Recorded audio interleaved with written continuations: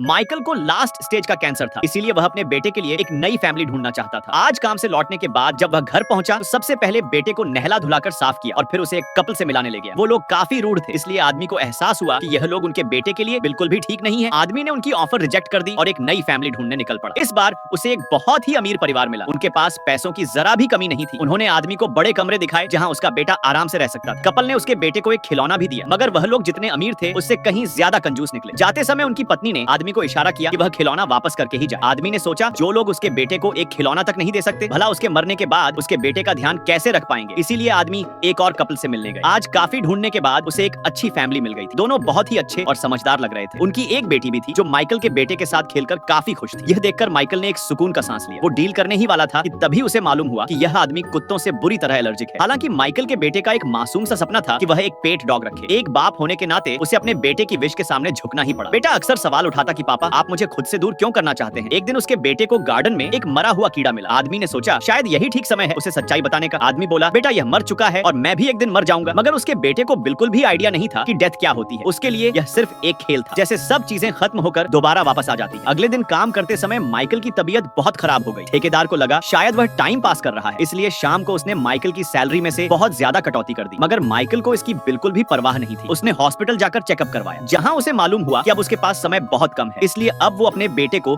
ज्यादा से ज्यादा सिखाने लगा। वो उसे कंस्ट्रक्शन वाली जगह पर ले जाता, घर के काम सिखाता और यहाँ तक कि वह बेटे को अपने काम वाली जगह पर भी ले जाता, ताकि उसके जाने के बाद उसका बेटा किसी के आगे हाथ ना फैलाए।